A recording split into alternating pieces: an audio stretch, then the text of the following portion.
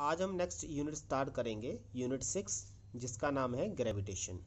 तो ग्रेविटेशन एक ऐसा टॉपिक है जो आपने जूनियर क्लासेस में भी पढ़ा हुआ है।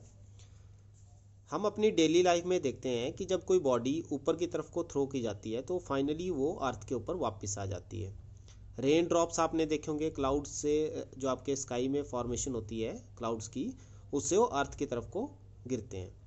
और कोई भी आपको क्या है, जैसे अगर आपने डाउन द हिल चलना है, जैसे नीचे की तरफ चलते हो तो आपको कम थकान होती है, लेकिन अगर आप अप द हिल चलते हो, ऊपर की तरफ को चलते हो, तो आपको क्या है, ज़्यादा मेहनत करनी पड़ती है। ये सारी चीज़ें हमें क्या बताती हैं, ये हमें ग्रेविटेशन के बारे में बताती हैं। ठीक है, तो जनरली हम इस चैप्टर में क्या पढ़ेंगे, हम पढ़ेंगे the force of attraction between two material bodies in the universe, जिसको हम ग्रेविटेशन नाम देते हैं। और दूसरा हम पढ़ेंगे force of attraction between the body and the earth. ठीक है, जिसको हम ग्रेविटी कहते हैं। तो दो बॉडीज के बीच में अट्रैक्शन को ग्रेविटेशन वर्ड दिया गया है, और अगर आप किसी बॉडी और अर्थ के बीच में ग्रेविटेशन को स्टडी कर रहे हो तो वो ग्रेविटी हो जाता है। ठीक है, तो अलग से नाम इसको ग्रेविटी दिया गया है। अब हमारे पास प्लैनेटरी मोशन की कुछ एक थ्योरीज हैं, तो इसमें हम सबसे पहले पढ़ते हैं जो 2000 साल पहले दी गई थी, जिसको हम जियोसेंट्रिक थ्योरी कहते हैं, जिसमें ये माना गया था कि सारे के सारी हेवनली बॉडीज जैसे सन, स्टार्स, प्लैनेट, मून एटसेट्रा, वो सारे के सारे क्या हैं, अर्थ के अराउंड रोटेट करते हैं। ठीक है, जिसको हम क्या बोलते हैं, जियोसेंट्रिक थ्योरी। लेकिन बाद में डिफरेंट साइंटिस्ट ने इसको स्टडी किया, जैसे जिसमें आपके पास कॉपरनिकस भी एक साइंटिस्ट थे। उन्होंने कहा था कि जो आपका मोशन ऑफ हेवनली बॉडीज़ है, ये आपका सिंप्लीफाई होगा और मोर प्रॉपरली एक्सप्लेन किया जा सकता है जब आप सन को स्टेशनरी लो, मतलब वो सेंटर में लो, और बाकी सारे प्लैनेट हैं जो उसके अराउंड रोटेट करेंगे। ठीक है, जो हम जनरली पढ़ते हैं, जो एक्चुअल में है कि सन आपका सेंटर में है और सारे प्लैनेट आपके उसके अराउंड रोटेट करते हैं। इसको बोलते हैं हीलियोसेंट्रिक थ्योरी। ठीक है, तो ये हीलियोसेंट्रिक थ्योरी थी, जिसको बाद में गैलीलियो ने भी सपोर्ट किया था। तो इसमें हम सबसे पहला टॉपिक जो आज करेंगे वो रहेगा आपका Kepler's law of planetary motion. Kepler's law, जो केपलर्स का फर्स्ट लॉ है, इसको हम लॉ ऑफ ऑर्बिट्स भी कहते हैं। लॉ ऑफ ऑर्बिट्स कहता है कि every planet revolves around the sun. ठीक है, in an elliptical orbit. The sun is situated at one of the foci of the ellipse. ठीक है, तो ये आपका डायग्राम है जो आपने स्टडी करना है। ये हम बोलते हैं सन, दो फोकाई हम इसमें एज्यूम करते हैं। अगर यहाँ पे आपका सन की लोकेशन ले लें तो ये वन फोकाई हो गया, और आपकी दूसरी लोकेशन ये हो सकती है, तो हम जनरली इसको कंसीडर करते हैं। तो ये फोकाई पे आपका सन है और इसके अराउंड आपके प्लैनेट क्या हैं, वो रोटेट करते हैं। ठीक है, इसको एलिप्टिकल ऑर्बिट बोलते हैं क्योंकि एग शेप में ये रहता है, और एग शेप में ये क्या करता है, ये रोटेट करता है। इसमें हमारे पास दो डिस्टेंस रहते हैं, एक आपका डिस्टेंस रहता है ऐसे हॉरिजॉन्टल, और एक रहता है आपका वर्टिकल। ठीक है, इसको मेजर एक्सिस कहते हैं, और ये जो छोटी वाली है इसको माइनर एक्सिस कहते हैं। The closest point P is called perihelion. ठीक है, और जो फार्देस्ट पॉइंट A है इसको एपीहिलियन कहा जाता है। ठीक है, तो क्लोजेस्ट पॉइंट हम एक तरह से ये मान लेते हैं कि जो ये वाला आपका P पॉइंट लेंगे हम, इसमें P पॉइंट जो ये रहेगा इसको हम बोलते हैं पेरीहिलियन, और ये वाला जो पॉइंट रहता है फार्देस्ट, इसको बोलते हैं एपीहिलियन। ये दो डिस्टेंसेस रहते हैं टोटल। आपका ये वाला लाइन जो PA एक्सिस रहती है, इसको हम दो नाम देते हैं, पेरीहिलियन एंड एपीहिलियन। ठीक है, ये हुआ सन से क्लोज और ये हुआ सन से फार्देस्ट। ठीक है, इसके बाद हमारे पास दूसरा जो रहता है केपलर सेकेंड लॉ।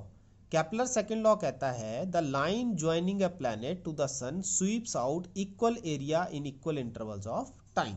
ठीक है, तो इसको भी हम डायग्राम से स्टडी करते हैं। ये आपका सन रहेगा, वन ऑफ द फोकाई पे है। ये कहता है कि जब प्लैनेट आपका यहाँ पे है तो ये जो एरिया बनेगा, ये जो शेडेड एरिया है, और जब आपका प्लैनेट नज़दीक है और ये जो एरिया स्वीप करता है, ये इक्वल टाइम में जो होगा वो इक्वल होगा। मतलब अगर मान लो हम 2 सेकंड में ये P1 से P2 पहुंच रहा है, तो 2 सेकंड में ये P3 से P4 पहुंचेगा। अब आप इसको अगर ध्यान से ऑब्जर्व करो तो यहाँ से जो डिस्टेंस है वो कम है। ये रीज़न क्या रहता है, ये रीज़न रहता है आपका आई ओमेगा, जो हमने एंगुलर मोमेंटम का रिलेशन पढ़ा था, आई ओमेगा। यहाँ पे डिस्टेंस ज़्यादा है तो आई ज़्यादा होगा, जब आई ज़्यादा होता है तो ओमेगा क्या होता है, कम, तो आपकी एंगुलर वेलोसिटी कम रहेगी, यहाँ पे धीरे धीरे चलेगा। ठीक है, यहाँ पे आपका डिस्टेंस कम हो गया, डिस्टेंस कम हो गया तो आई कम हो जाएगा, मोमेंट ऑफ इनर्शिया। जब मोमेंट ऑफ इनर्शिया कम हो गया तो उसका एंगुलर वेलोसिटी ज़्यादा होगी। तो देखो आप ये जल्दी जल्दी ट्रैवल करेगा, मतलब सेम टाइम में 2 सेकंड में वो P1 से P2 पहुंच रहा है क्योंकि स्पीड कम है तो कम डिस्टेंस ट्रैवल किया, और P3 से P4 में वो ज़्यादा डिस्टेंस ट्रैवल कर रहा है क्योंकि यहाँ पे एंगुलर वेलोसिटी उसकी ज़्यादा होगी डिस्टेंस कम होने की वजह से, और यहाँ पे एंगुलर वेलोसिटी क्या होगी, कम, डिस्टेंस ज़्यादा होने की वजह से। ठीक है, तो ये कहता है कि दोनों ही केस में आपका जो एरिया, अगर हम इनको शेडेड एरिया को कैलकुलेट करेंगे तो दोनों ही केस में जो एरिया होगा वो आपका इक्वल होगा। ठीक है, तो ये आपका सेकेंड लॉ कहलाता है। और थर्ड लॉ आपके पास आता है, The square of the time period of revolution of a planet around the sun is directly proportional to the cube of semi-major axis of its elliptical orbit। ठीक है, वो जो प्लैनेट है जैसे अर्थ है, अर्थ जो टाइम लेगी रोटेट करने के लिए वो उसके सेमी मेजर एक्सिस के रेडियस के क्यूब टाइम्स होगा, 3 टाइम्स। ठीक है, आर क्यूब जैसे हमने लिखा हुआ है। तो एक अर्थ का अगर मुझे टाइम पीरियड पता लग जाता है उसके डिस्टेंस की वजह से, तो मैं प्लूटो का भी निकाल सकता हूँ जो बहुत ही ज़्यादा डिस्टेंस पे है। या अगर हम प्लूटो का टाइम पीरियड पता है कि वो कितने टाइम से सन के अराउंड रोटेट करता है, तो हम इस फॉर्मूला से उसका डिस्टेंस निकाल सकते हैं, आर की वैल्यू निकाल सकते हैं कि कितने रेडियस पे वो आपका प्लेनेट है सन से। ठीक है, तो दोनों ही तरीके से हम क्या कर सकते हैं, या तो टाइम पीरियड कैलकुलेट करना है तो आपको डिस्टेंस की ज़रूरत पड़ेगी, और अगर आपके पास टाइम पीरियड है तो आप उसका सन से डिस्टेंस इस फॉर्मूला से निकाल सकते हो। T square is directly proportional to R cube, where R cube is the distance, semi major axis का डिस्टेंस होगा ये। ठीक है, उसके बाद हमारे पास कुछ फॉर्मूला हम डिड्यूस कर सकते हैं, जैसे आपके पास केपलर सेकंड लॉ है, लॉ ऑफ एरिया जिसको हम कहते हैं, ये हम डिड्यूस कर सकते हैं।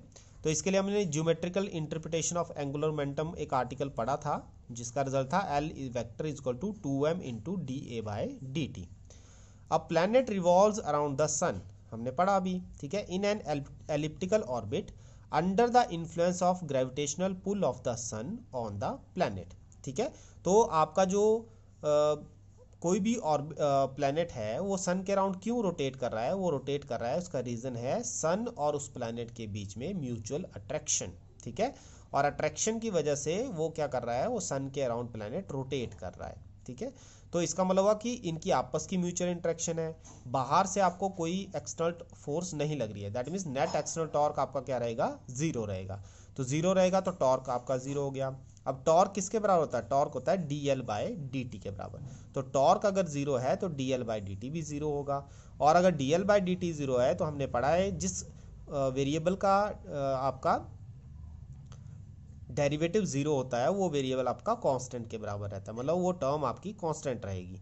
तो एल वेक्टर आपका वेरिएबल नाउ के कांस्टेंट रहेगा, और कांस्टेंट अगर ये कांस्टेंट है तो दैट मीन्स इस इक्वेशन के अकॉर्डिंग 2m dA/dt आपका कांस्टेंट होगा, और 2m मास तो कभी भी आपका चेंज नहीं होता है, तो इसका मतलब है प्रोडक्ट में अगर ये कांस्टेंट है तो dA/dt भी आपका कांस्टेंट होगा। तो यही हमने पढ़ा, the areal velocity of planet around the sun is constant. तो यही उसने कहा, एरियल वेलोसिटी मतलब आपका जो एरिया है वो टाइम के साथ चेंज नहीं होगा। ठीक है, वो सेम रहेगा। कांस्टेंट का मतलब यही हुआ ना कि area will remain same with time. तो मैंने आपको ये रीज़न बता दिया कि जब आपका प्लैनेट स्लो चलेगा तो उसका डिस्टेंस ज़्यादा होने की वजह से एरिया इक्वल आएगा। दूसरे केस में जब प्लैनेट फास्ट चल रहा है तो डिस्टेंस कम होने की वजह से फिर भी आपको एरिया सेम ही मिलेगा। ठीक है, this proves Kepler second law of planetary motion. तो ये आपने ज्योमेट्रिकल इंटरप्रिटेशन से क्या किया, सेकंड लॉ को डिड्यूस कर लिया। इसी प्रकार हम क्या कर सकते हैं, deduction of Newton's law of gravitation from Kepler's law. हम न्यूटन्स लॉ ऑफ ग्रेविटेशन को निकालेंगे। न्यूटन्स लॉ ऑफ ग्रेविटेशन मैंने आपको शुरू में भी पढ़ाया था फर्स्ट चैप्टर में। उसका फॉर्मूला था F is equal to G, capital M small m by r square, उनके बीच में सेपरेशन। तो इसको हम डिड्यूस करेंगे बाय यूजिंग केपलर्स लॉ। हमने एक प्लैनेट लिया of mass m revolving around the son of mass capital M। आपका सन का मास कैपिटल M है, प्लैनेट का मास स्मॉल m है, और उनके बीच में जो रेडियस है वो स्मॉल r रहेगा, और जो प्लैनेट है वो सन के around with angular velocity omega rotate कर रहा है। अगर t टाइम पीरियड है उस प्लैनेट का तो आपकी एंगुलर वेलोसिटी आती है 2π/t। ठीक है, तो ये आपने ऐसे भी फॉर्मूला याद रखना है हमेशा ही। 2π होता है 360 डिग्री, तो रोटेशन आपकी किसके बराबर होती है, 360 डिग्री के बराबर। तो यहाँ पे डिस्टेंस अपॉन टाइम हम इसको कह सकते हैं। Angular displacement upon time. Angular displacement हो गया 2 पाई और टाइम पीरियड हमने t लिया हुआ है। The centripetal force acting on the planet for its circular motion is, ये हमने पहले भी निकाला हुआ है फॉर्मूला, F इजिकल टू या तो हम इसको बोलते हैं mv²/r और दूसरा निकाला था हमने mr⍵², एंगुलर वेलोसिटी की फॉर्म में।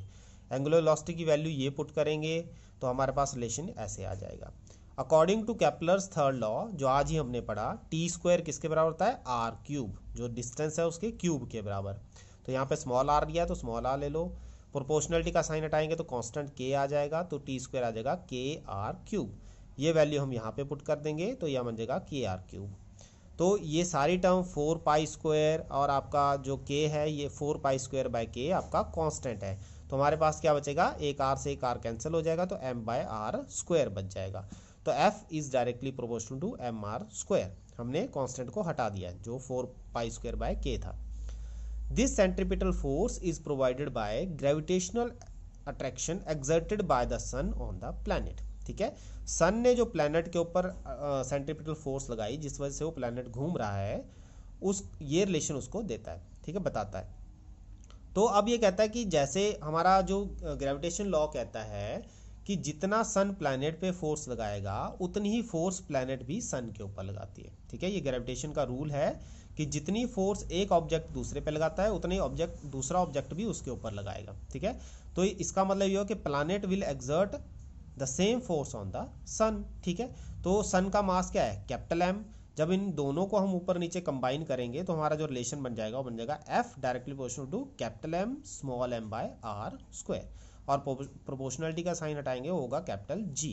तो m/r² आपके पास रिलेशन आ जाएगा। तो ये आपने केपलर्स लॉ से क्या निकाल दिया, लॉ ऑफ ग्रेविटेशन। ठीक है, तो इस तरह से ये आर्टिकल खत्म हो